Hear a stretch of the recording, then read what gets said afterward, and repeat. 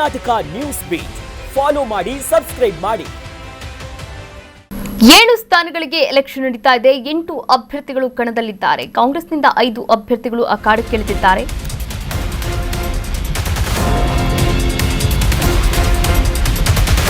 ಏಳು ಸ್ಥಾನಗಳಿಗೆ ಎಲೆಕ್ಷನ್, 8 ಅಭ್ಯರ್ಥಿಗಳು ಕಣಕ್ಕೆ. ಕಾಂಗ್ರೆಸ್ನಿಂದ 5 ಅಭ್ಯರ್ಥಿಗಳು ಅಖಾಡಕ್ಕಿಳಿದಿದ್ದಾರೆ. BK Hariprasad, Tippannappa Kamakanur, PV Mohan, Shivanna Malavalli, Vinay Karthik.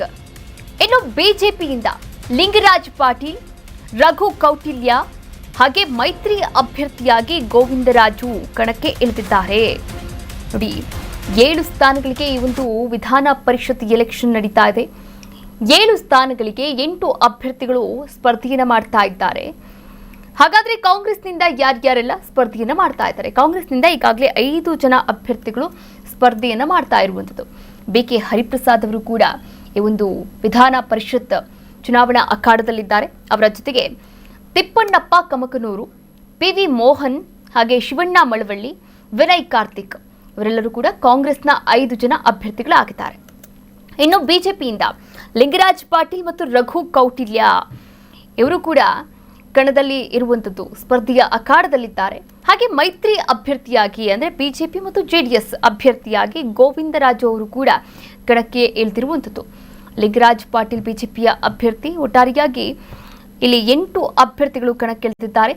ಈಗಾಗಲೇ ವೋಟಿಂಗ್ ಪ್ರಕ್ರಿಯೆ ಆರಂಭವಾಗಿದೆ. ಒಬ್ಬೊಬ್ಬರಾಗಿಯೇ ಬಂದು ಶಾಸಕರು ವೋಟಿಂಗ್ ಪ್ರಕ್ರಿಯೆಯಲ್ಲಿ ಭಾಗವಹಿಸ್ತಾ ಇದ್ದಾರೆ. ಹಾಗಾದರೆ ಈ 7 ಸ್ಥಾನಗಳಿಗೆ ಗೆಲ್ಲುವಂತಹ ಆ 7 ಅಭ್ಯರ್ಥಿಗಳು ಯಾರು ಅನ್ನೋದೇ ಇಲ್ಲಿ ಸಾಕಷ್ಟು ತೀವ್ರ ಕುತೂಹಲವನ್ನು ಕೂಡ ಮೂಡಿಸಿರುವಂಥದ್ದು.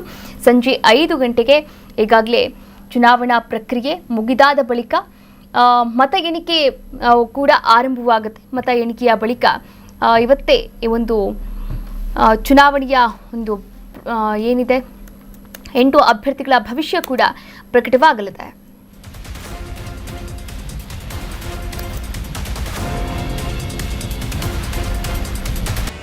ಕರ್ನಾಟಕ ನ್ಯೂಸ್ ಬೀಟ್ ಫಾಲೋ ಮಾಡಿ, ಸಬ್ಸ್ಕ್ರೈಬ್ ಮಾಡಿ.